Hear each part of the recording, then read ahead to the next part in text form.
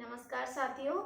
आज आपके जो रीट की एग्ज़ाम शुरू होने वाली है 26 को, तो उसके लिए हम थोड़ा सा आपको समरी बताएंगे और एक बार आपने किस तरह से तैयारी की है तो वो आप खुद भी एनालिसिस कर लेंगे कि हमारी तैयारी कितनी है और हमारे जो मिशन है उसमें जो हमारा स्मार्ट वर्क है उसको आप सुनेंगे तो आपको बहुत ही अच्छा लगेगा और उसके अकॉर्डिंग आपके 26 को एग्ज़ाम है तो अच्छे टॉपिक मैंने आपके लिए डिसाइड किए हैं, उन पे आपने तैयारी कर रखी है तो उन्हीं पे रिवीजन करें और मुझे पूर्ण विश्वास है कि आप सफल होंगे अच्छी स्कोर के साथ।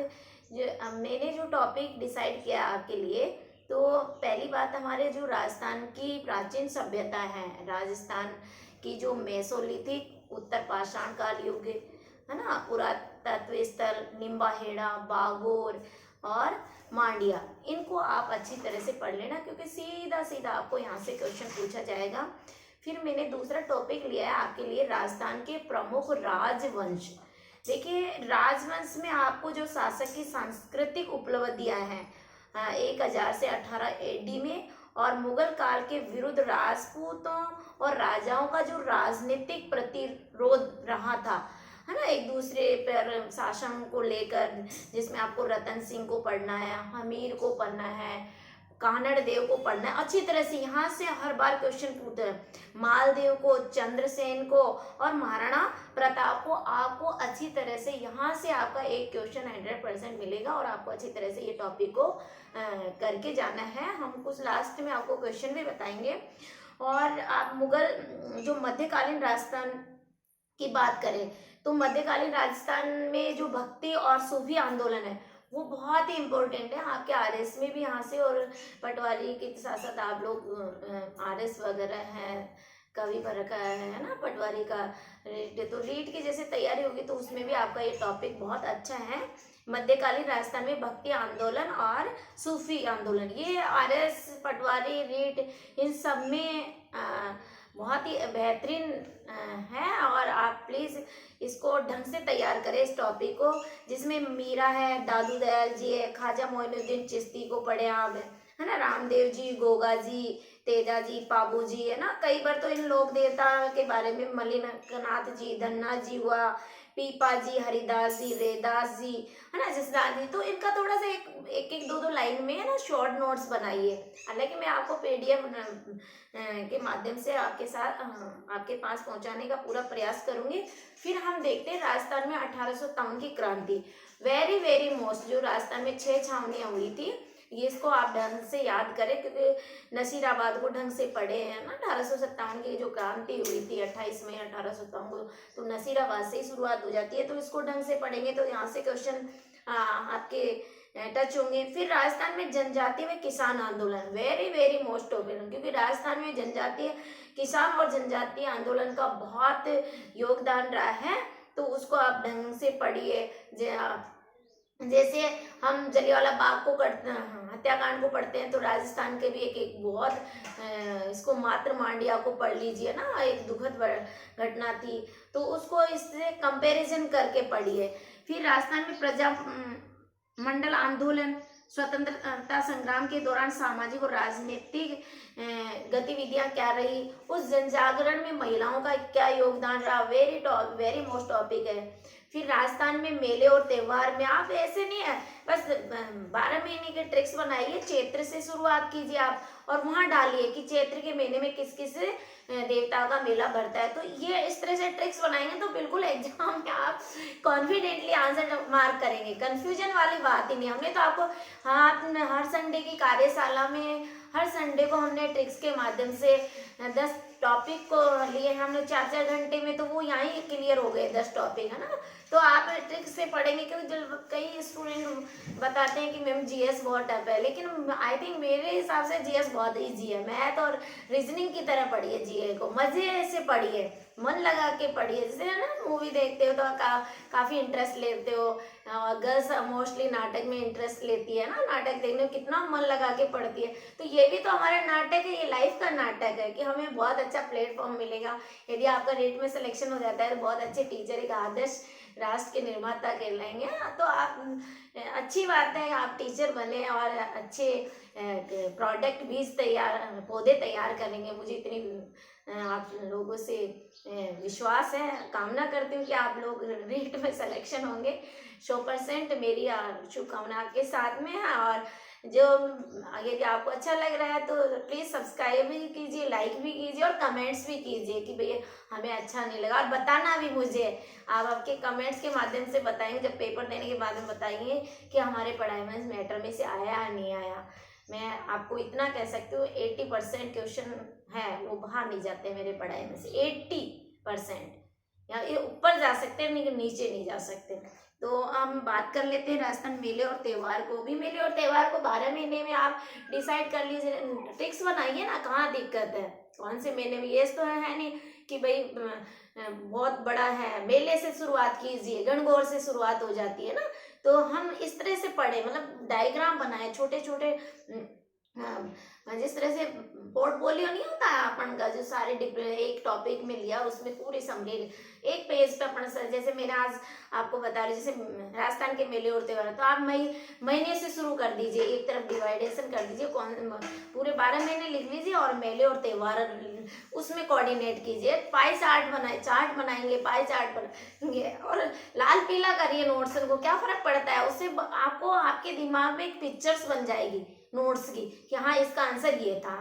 तो आप इस तरह से तैयारी करें।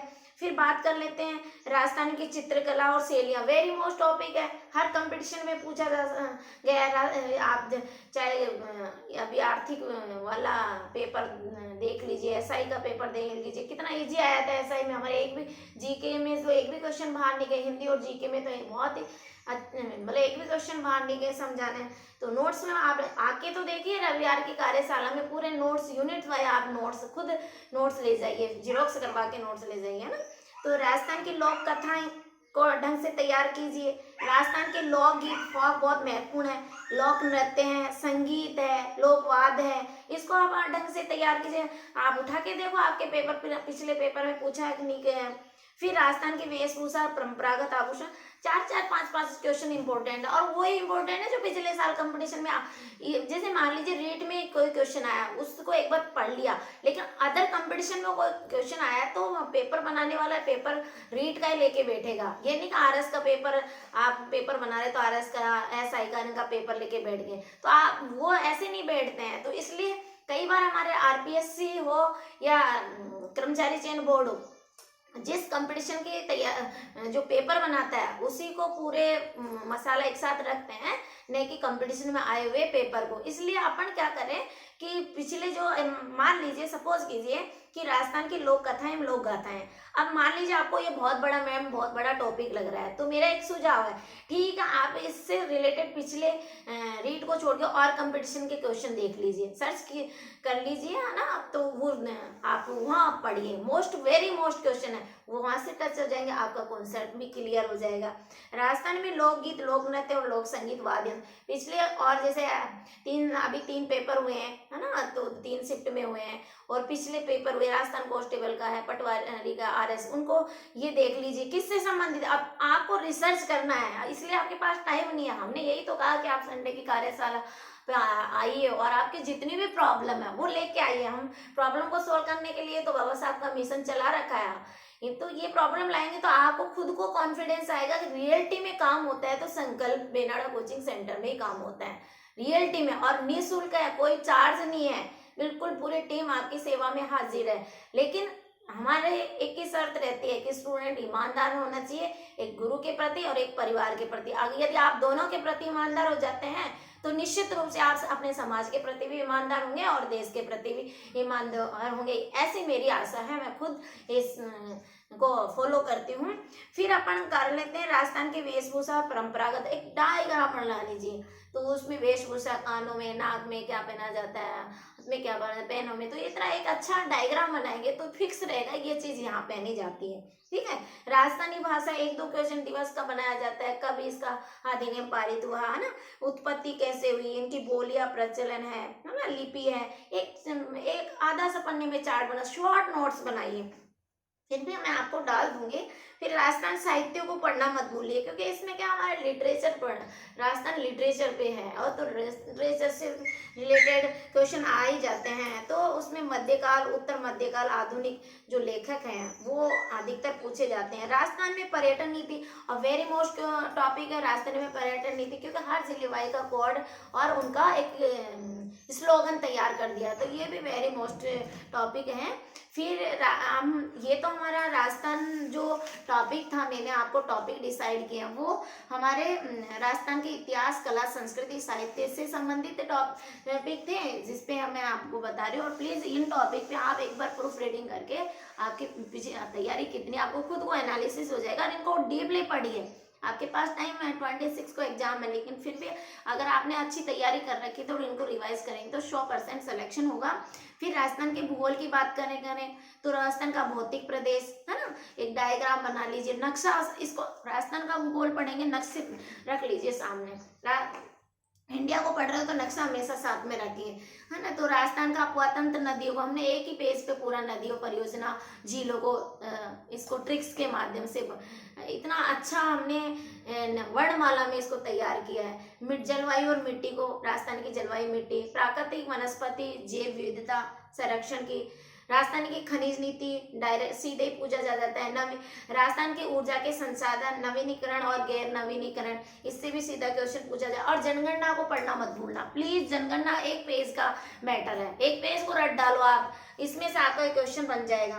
फिर पशुधन, इस पशुधन जो 20वीं जनगणना है, इसको भी ढंग से आप तैयार करेंगे तो बहुत अच्छी तरह से 19-20 को अच्छी तरह से तैयार कर लेना। राजस्थान की जो प्रमुख सिंचाई परियोजना है उसको आप ढंग से पढ़ लीजिए। राजस्थान की उद्योग पढ़ लीजिए, कोई नया नवीन नवाचार आया तो उसको आप ढंग से तैयार कर लीजिए, है ना। और मैं आपको नोट्स भी PDF बना के डाल रही हूँ, जो जो जुड़े हैं, और आप प्लीज क्या नाम से आपने इस संकल्प से जुड़िए, बताएगा कि आपको ना, और सब्सक्राइब करेंगे तो अपने आप ही आपके पास नोट्स आ जाएंगे। हम जो जो नंबर आ रहा है, आप नंबर बता सकते हैं, आप टिप्पणी में लिख सकते हैं कि मैडम हमको संकल्प ग्रुप से जोड़ लीजिए, आप नंबर अपने भेज सकते हैं, है ना। तो और राजस्थान के जो प्रमुख उद्योग हैं, और आप राजस्थान के सूखा, अकाल, मरुस्थल, पर्यावरणीय समस्या और आपदा प्रबंधन, महामारी, ये भी वेरी मोस्ट क्वेश्चन है, आप इसको भी अच्छी तरह से तैयार कर सकते हैं, है ना। तो ये आपके जियोग्राफी में 10 लेसन है, 10-11 टॉपिक है, इनको आप ढंग से पढ़िए। एक एक टॉपिक में 10-20 क्वेश्चन बनाते हैं, तो वैसे आपको कहीं बाहर नहीं जाएंगे, और हमें बता रहे हो ना तरीका, फिर उसके बाद में आपको कहीं वो ही नहीं है।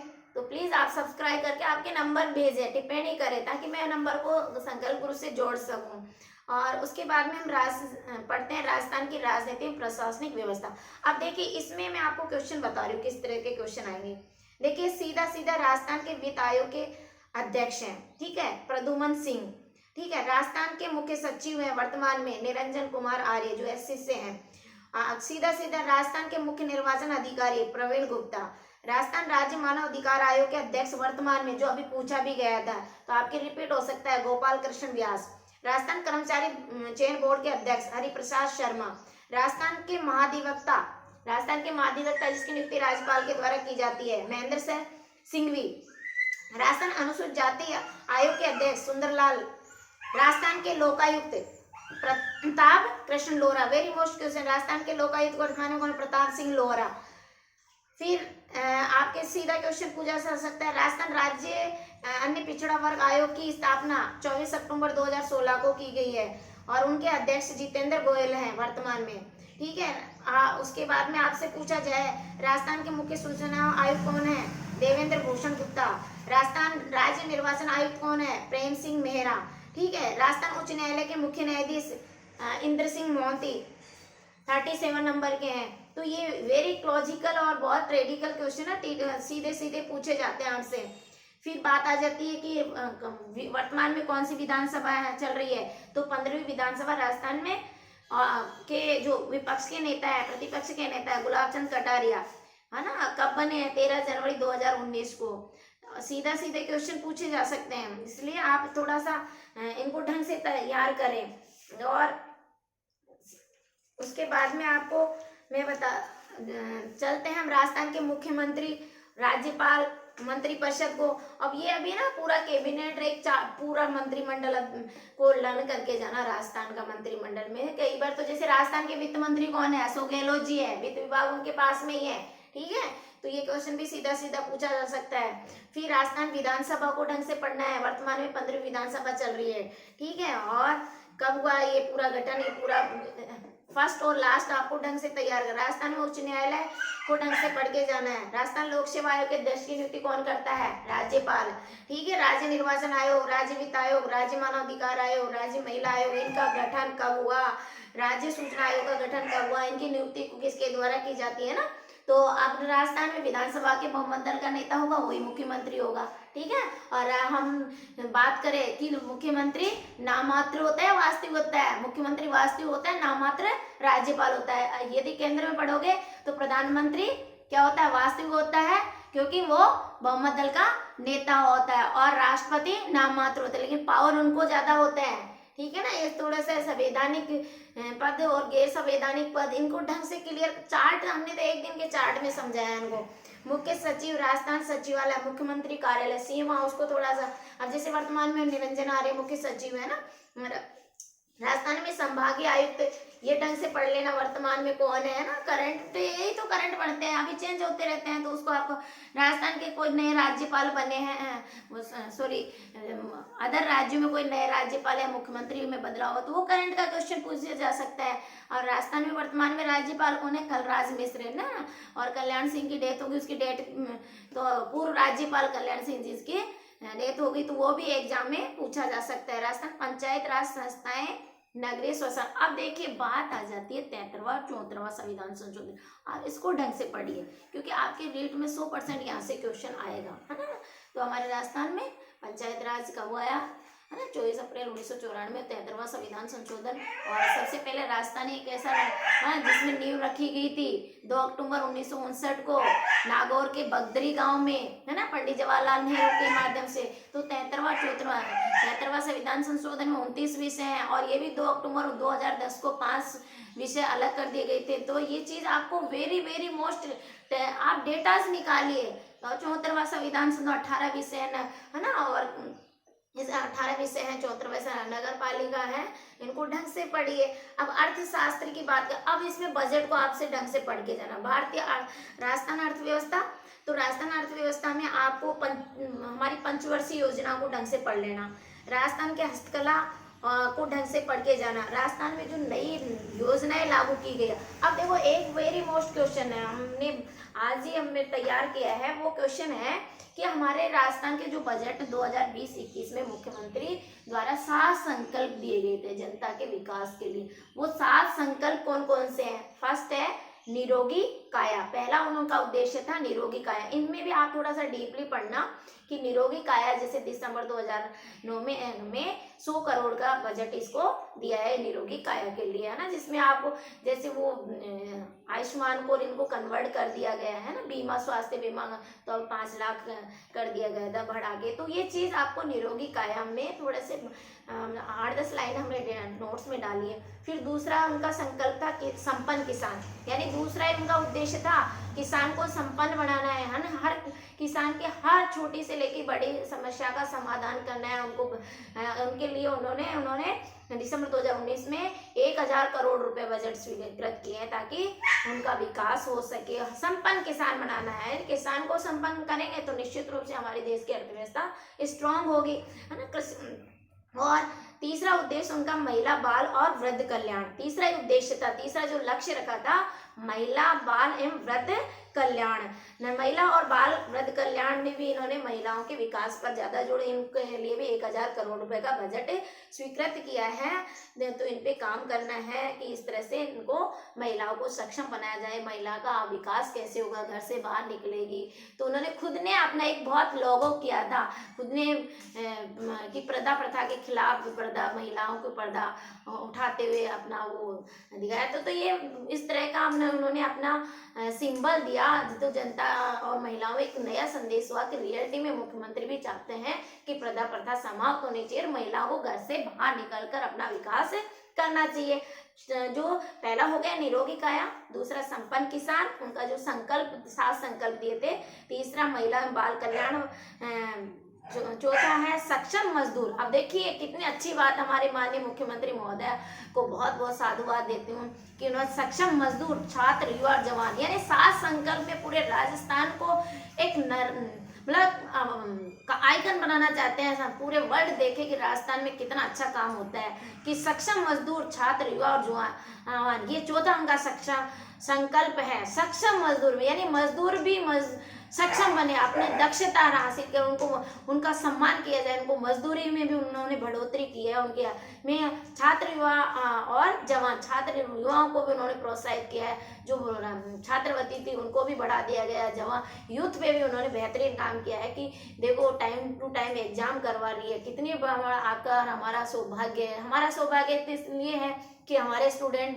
बेरोजगार नहीं रहे, आपका सौभाग्य इसलिए कि आप अपने परिवार का भी आइकन बन जाएंगे, जॉब लगे, आप पढ़ेंगे तो जल्दी नौकरी लग जाएगी, है ना। तो कितना अच्छी बात है ना। तो ये चीज आपको ऐसे नहीं, आपके प्रति माननीय मुख्यमंत्री भी अपडेट है, आप भी अपडेट रहे, हम भी अपडेट है ना। तो सक्षम मजदूर, छात्र, युवा, जवान है ना, उसको ये चौथा उनका संकल्प है। 5वां शिक्षा का परिधान, उन्होंने शिक्षा को बहुत तवज्जो दी है कि शिक्षा पर एक प्लेट परिधान कर दिया जाएगा, एक मोटो शिक्षा के लिए उन्होंने युवाओं को भी अलग से बजट में पैसा कि वो आप पैसा लेके अपना अपना धंधा खोल सकते हैं ना। और एजुकेशन पर स्मार्ट क्लास के थ्रू, यानी स्कूल बंद हुए तो उसमें स्मार्ट क्लास, स्माइल प्रोग्राम, मतलब बच्चा और अभिभावक परेशान नहीं रहो, घर बैठे कितने बढ़िया डिजिटल आ गया जमाना कि आपको घर बैठे हम भी तो नोट्स भिजवा रहे हैं।